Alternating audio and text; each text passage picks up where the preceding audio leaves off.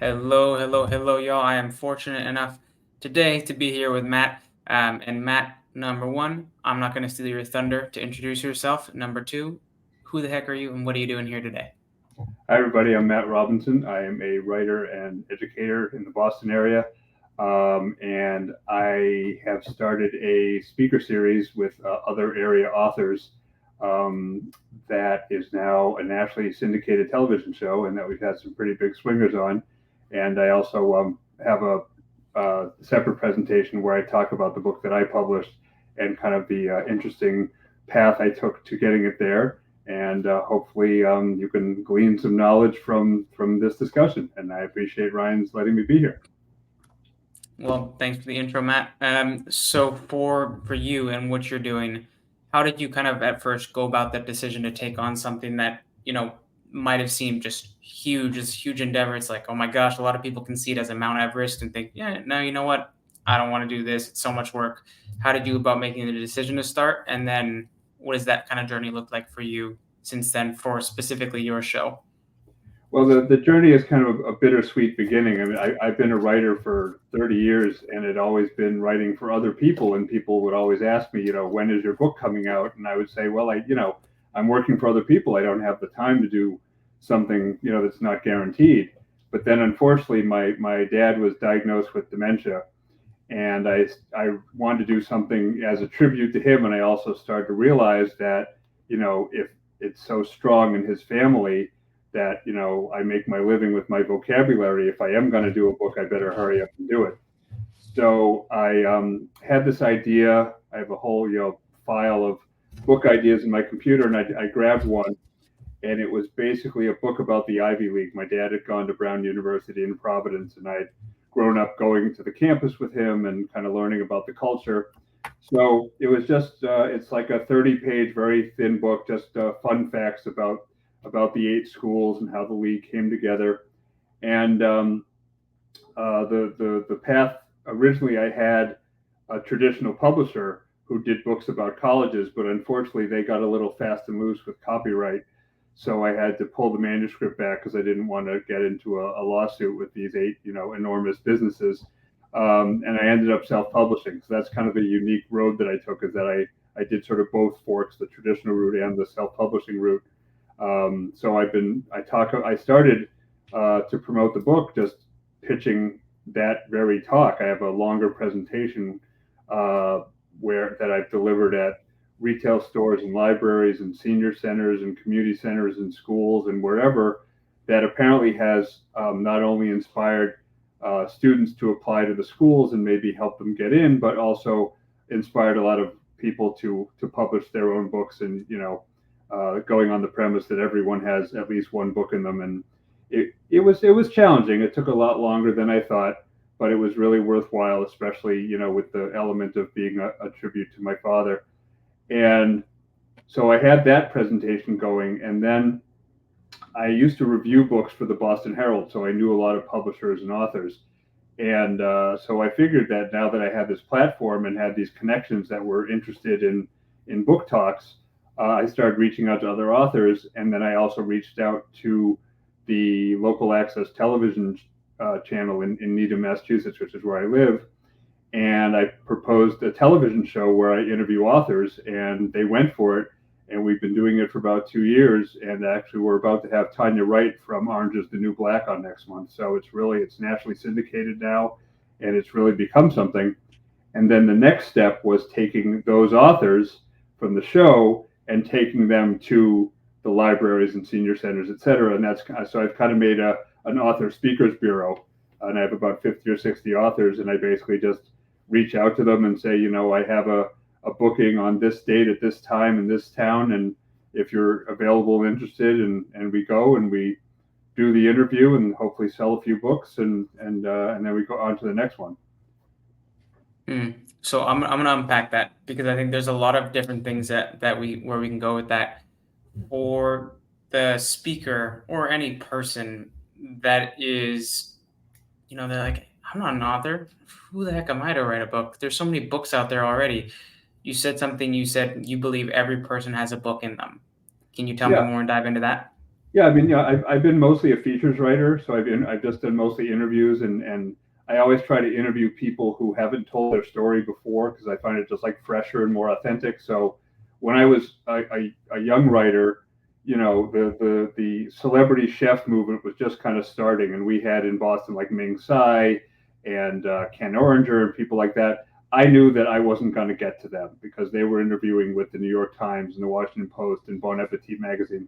So I started a column where I interviewed the assistant chef or the bartender, and I would call and they would literally be like, "Why do you want to talk to me?" I was like, "Because you probably have a really interesting story and you've probably met a lot of cool people, being the coat check person at one of the fanciest restaurants on the East Coast, and that's what really kind of sparked it.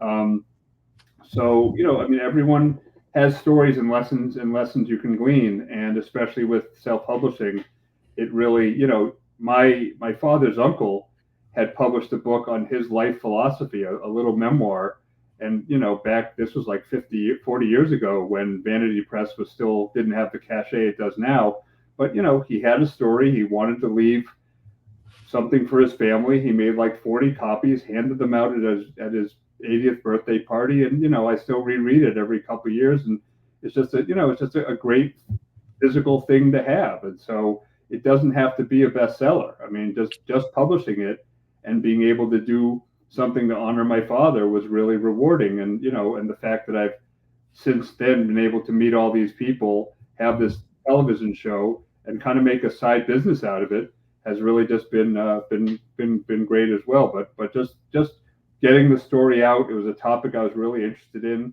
I had a lot of fun researching it, and so it's all been positive. I mean, yeah, it hasn't may not have sold as much as I'd like to, but nothing ever does, with the book. So I really just try to focus on the benefits I've gotten out of it. There've been plenty. What questions would you recommend potential authors to ask themselves to help them pull that book out of themselves? What their hobbies are. I mean, it's basically kind of like looking for a job. Like, what are your interests and what are your skills? People say I'm not a good writer. Hire an editor. I mean, I edit books for other people too, and there are people who can do every step of it. I mean, you really could just. I know other writers, ghost writers, and you just give them the skeleton of the story, and they either write it for you or they'll interview you and use the interview answers to craft it if you're doing a memoir or something like that. If you're in a particular business, you could always write a guide to that business. If you have an interesting hobby, I mean, there really is anything. And all the greats started out with one book, and you hear those stories of J.K. Rowling being rejected hundreds and hundreds of times. The metaphor I use for the book is it's like a marriage. You really have to be in it for the long haul. There's going to be ups and downs. People will tell you you're wrong, and you have to really know that it's gonna if you can't stick with it, your readers aren't either. So you really have to have a passion about it. That's I think is the main thing, because the obstacles, the people telling you no and telling you you're wrong and telling you to give up and go home, there are a lot of those, and it can wear away at you for a while. So you really have to love it. But if you love it, you're just sharing that love. Just what are your favorite stories that you told your children, or favorite anecdotes from your career? There's really no wrong answer to what the book can be. And then I also just recommend being very creative and open minded about potential audiences. Like obviously I've written to the schools and the alumni organizations, but I've also done bookstores in near Harvard, near Brown, near Yale, and senior centers and hotels and libraries and farmers markets. I mean, just and anywhere there's an audience, I'm happy to go. So and with Zoom has been great because I've been able to present it all over the world without the travel expenses. So if there was a silver lining to COVID, I guess that was it. But just really keep an open mind, because the audience is probably a lot bigger than you might think it is. And I think that's something you hit really hard on there. The audience is probably bigger than you think it is. How can someone, let's say they're super passionate about this one thing, or it's their like super hobby of them, of themselves, and they don't know if anybody else is out there. And I mean, maybe this people they're speaking to, there's like, oh, maybe one person I've ever met shares this hobby in common. Is there any way they can figure out if the readers are out there before writing the book, or do they just have to write it and, let the market decide? I think it can be both. I think especially Okay. with social media and the way that everyone is so networked these days, it's easy to make a website, make a flyer, put it out on social media, and see what the response is. Because also you're going to find potential allies who can help you craft the book while you're doing it. So you can really make it more what the market wants as opposed to what you think the market wants, which to a point can obviously be helpful. I mean, I advise that you shouldn't give up the core of your idea completely for the sake of the market, because then it's not really your book anymore. Yeah. But I definitely was reaching out to people I knew at these schools, people who had published things also, and just really kind of just saw who was around and who I could go to, who I could count on, and because like I said, the left turns and the obstacles, there were things that I didn't even think about when I started. But if I hadn't had kind of built the team at the beginning, I really, I'm not sure if I would have made it all the way. I mean, even with the wanting to have it be a legacy piece for my dad, that it was still really tough some days and still is. But I was able to, like I said, I've met a lot of amazing people. The stories that people have shared with me about their experience with the schools. I'd love to write a volume two. I have so much material, but right now I'm focusing, on the show and actually working on another book for myself, and I'm working on one with a PR client that I have. I mean, I still have a whole folder of ideas, as always to do. It's really just setting out that time again. You mentioned building a team to help you write the book. I've never heard that before. Can you tell me more about how someone would go about building a team to help them write the book? Well, having been a freelancer for so long, unfortunately, I've had a lot of ideas co-opted, including by some major media outlets that you would know if I mentioned them, so I won't. So I was a little reticent to share the idea because like I would go to writing book conferences and author conferences, and you were supposed to meet with other authors and share ideas, and I would always be the last one to talk because I just was so gun shy that you don't know if someone else in the room already has an agent or a publisher, and if they can just take your idea first, it's really hard to prove that it was yours first, especially in a face-to-face conversation where there's no paper trail. So I really just had to find a lot of people that I could trust to, do early edits and to, make suggestions. So I was able to find. I also teach writing, and I've been teaching for many many years. So I was able to find other teachers who were also writing books, but about completely different topics. Like I met a science teacher who was writing books about science, and he knew science really well, but didn't know writing very well. So I edited his book just for grammar and punctuation and stuff. And in return, he read my book and just told me, how it flowed, like bigger picture. Does it flow? Does it Mm. make sense?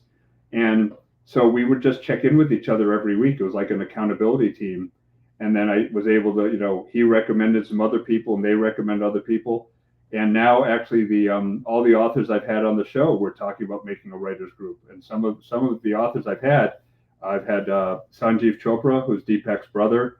He's the head of hepatology at Harvard Medical School. I mean, they're not small. They're not small people. He's written 14 books, maybe 15 by now. It's incredible how productive he is with his writing.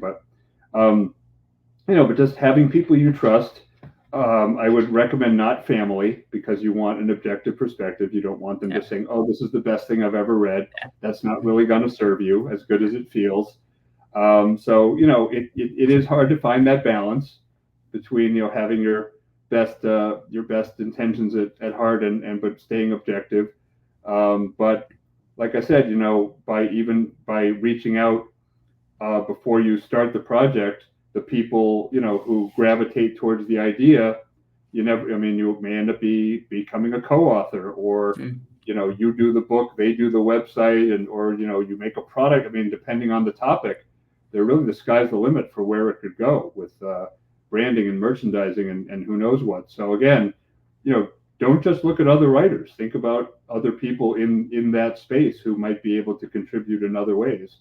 And you know, obviously, doing crowdfunding is a great way to see what kind of support there is. I didn't use that for this book because I kind of had set myself a deadline of what would have been my dad's 80th birthday, so I just wanted to just I just put money aside and just went for it. But you know, there are plenty of ways to test the waters. Um, but yeah, I just say go for it. I mean, it really, especially with self publishing, the front end expense doesn't have to be prohibitive. And you know, just I mean, I'll never forget opening the envelope and seeing the first copy of the book. It was really a magical moment. Hmm. So you know, if you can give that gift to yourself and your family, that you know, it's really, I can legitimately say it's gratifying enough. And then that the other that other people like it too has been terrific. And how do you normally recommend with the authors you work with going normal publishing versus self-publishing? Well, that's, you know, that's the thing. I mean, many years ago, I was with the agent for a very famous author, and we were at a huge bookstore in Boston, which is no longer a bookstore. But I'll never forget. She kind of waved her arm over all the shelves and said, "What percentage of those books do you think cover their advance? You know, pay back the money that we give the authors?" And I said, "I don't know, what, 30%," thinking that was low. And she said 8. She said Wow. basically at the time it was like she said J.K. Rowling, John Grisham, and Stephen King are basically bankrolling the entire industry. Wow. And so as a result, just like in the music industry, even the big traditional publishers don't give you a lot for an advance these Mm. days. They really.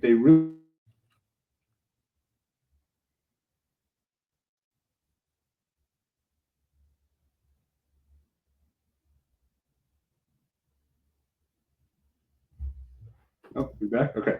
So Yeah. a lot of people say they don't want to self-publish because, you know, they want to get that support from, you know, there admittedly there is still cachet to being with one of the big publishers, of course. And you know, you will get access to media that you probably won't as a self-published author and things like that. There are advantages, don't get me wrong. But you know, a lot of self-published authors do just as well, if not better, because you can do it on your schedule. You can get the book out much faster. So, you know, if you're an expert on something going on in the world right now, write the book. Just get it done. Because if, you know, if you go with a traditional publisher, by the time you find one, usually they ask you to wait 6 months to hear back from them. Some of them say, while you're waiting, you can't pitch to anyone else, or I'll drop you too. So, I Wow. mean, when I first defined this first publisher, it was the better part of 3.5 years. And, you know, and then when that went south, I really was kind of running out of time. Um, so, you know, at this, if it's like an evergreen story that, you know, you really would like to have the publisher, or if you think writing is going to be your new career and you want to get an agent and establish that relationship, then it's worth pursuing. But you know, I mean, I guess with because I also do marketing and PR, I knew that I could help myself with that. Again, it depends on what your skills are, and you know, if you want to hire a friend to do your marketing or hire someone online, or you know, or whether you really think you need that, you know, having the big name and the big team behind you will make the difference. So you know, there are pluses and minuses to both directions, and you know, as I discovered firsthand.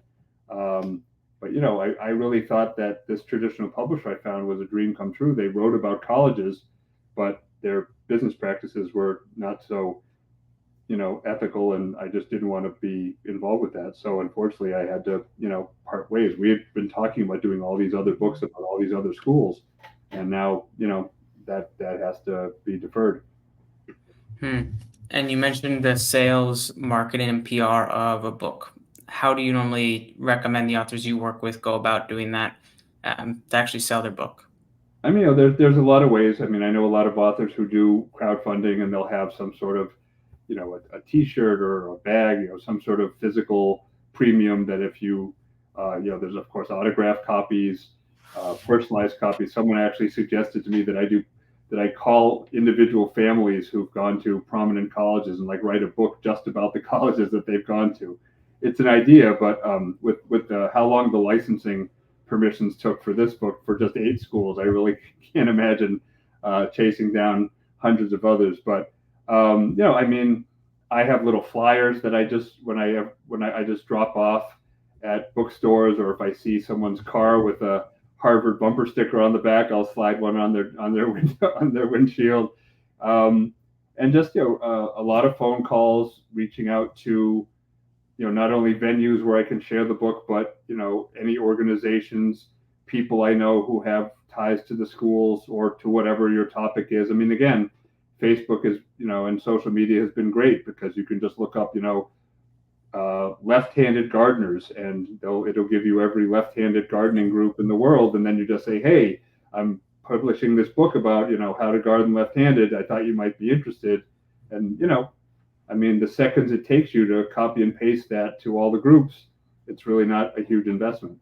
So just again, keep your mind open, and whatever you think the core of your story is, think about a couple concentric circles away from that, and what sort of tangential relationships might be involved. Hmm. And what role does PR and speaking gigs and your show have on book sales as well? Yeah, I mean, my show is sponsored by my book, so they put up the cover and the title, on my website. So I usually get a little bump. And then, when I'm interviewing another author at a live event, I have copies of my book as well. I try not to outshine. I usually have like two piles of theirs and a smaller one of mine, just so we keep the focus, and so I don't, bruise it, make it clear who's the star of the show. I'm just the host, really. Um, and just I always have a copy with me when I wherever I go. Pretty much, I have some in the car. I have some in my Mhm. work bag, and you never know who you're going to meet and what conversations you're going to strike up. And so just being ready. Obviously, if it's a larger book, a lot of authors have business cards with QR codes that will take you to the book, or bookmarks, or there's all sorts of fun creative marketing you can do with them these days. So again, just keep an open mind, and try to be a little different either in topic or in how you approach it. And you mentioned how a lot of the times, you have your authors speakers bureau is what you mentioned. What value do the authors normally get from speaking on their book at the events that you book for them? Well, they get an honorarium usually, so that's helpful. And then I mean, exposure. I mean, I have an author who wrote a book about how to like, if you lose a job later in life, how to kind of keep your self-esteem, keep your hope, and maybe start a whole new thing. And we've been taking it to senior communities, and it's a they love it, because these are people who they're kind of maybe bored living in the facility, and you know they might have a book idea, or they might have a product or something they've always wanted to do, and they just kind of need a little inspiration. I'm doing an event in a couple weeks at a senior center about writing memoirs with two of the authors I've had on my show, who both wrote very successful memoirs, because a lot of these seniors, again, they want to tell their story, but they don't feel it's worth telling, or that they're a good enough writer. So I'm hoping that I can really drive that idea home, that just start, put it on paper, talk it into a microphone, and have it transcribed. There's a story in there somewhere. And so hopefully it'll give them an activity. I mean, again, with the dementia research I've done because of my dad, it helps with your mental longevity, to recall stories, and to write, and the physical act of writing is very beneficial for your health. And hopefully, they can share stories. Maybe start. I mean, I'd love to start writing groups at senior centers, and really make a movement out of it. But I just really like to find authors who I think will be of interest to different communities, because they get exposure, I get access to new venues, and everybody benefits. Hmm. And two more questions for you here. Let's say someone listening is thinking, wow, and I would love to work with Matt, or I would at least love to learn more about what he does and keep a follow him on social media, or keep a little mini Matt Robinson in my pocket somehow. Where can they find you on the internet? Well, I mean, it's kind of cut off here, but the email from the book is called Lions, Tigers, and Bulldogs. Obviously, I couldn't use and Bears, even though the brown mascot's a bear, because I didn't need Metro Goldwyn Mayer coming after me too. So it's Lions, Tigers, Bulldogs.com is where the book lives, and so people can check that out and can email me from there. The TV show is on. It's called The Writer's Block on the Needham channel. It's growing every month in terms of syndication, but it's all on YouTube and on Video Archive. So if you want to, if you know any authors who are in my area or have ties to my area, I'm always happy to add people to the list, and always getting new booking opportunities. Like I just it's constantly growing, and I really just, I mean, like I said, I've had my show for the most part has been one author at a time, but now that I'm meeting these authors who are in similar areas, I'm starting to propose like panel discussions and multiple Mm, speakers, and I'm able to go back to the same venue where they've each spoken individually, but now I'm bringing them together, and it's a whole new conversation, and so that's really been it's been really great just being able to have this community. hmm. And what would be one piece of knowledge that you would want to share from your years of experience with the subject matter expertise you have with the aspiring speaker, the professional speaker, or the entrepreneur that speaks to their business? I would say have a couple versions of your talk. Like if I'm talking at an alumni group, obviously I can refer a lot more to the schools and their history. So I have one version for that. I have another version that's more just about, like I said, how the book was made, and then just and because that's going to allow you to approach and engage different audiences. So you really have to be willing to be flexible. I mean, the speaking is still a live event, and you have to kind of read the room. Yeah. Maybe don't let Q&A go on forever if it's getting a little lax. Try to keep people engaged. Be creative. I mean, I also talk about food on WBZ and iHeartRadio, so I'm able to bring a lot of the food companies that I talk about to my events, which is a nice cross promotion. And one of the companies I work with, Red Chocolate, they've actually made coupons that say like, go to Matt's event and you get 10% off. So I've really been able to pull a Mm, lot of things together. But it just, again, the biggest piece of advice is just keep your mind open, and don't say no. I mean, that's it. Just really, I mean, you never know when a question that seems way out of line could really just spark something completely new. So that's kind of how I've made my career, is just being open, and just being the door opener, not the door closer. there you go. Being the door opener, not the door closer. Well, if you're listening here and you found value in what Matt has been saying, send this episode to one of the friends that you think has a story in them and knows they have a story in them, because maybe every time you meet up, they're always telling the same story. You're like, just get it on paper finally. Just shut up and then write it down finally. That's it. And this episode will, get them to take action. And Matt, thank you for taking the time to do this. And I like guys, that, Brian. It's a blast. Thank you. yeah, thanks for listening, y'all. Cheers, y'all.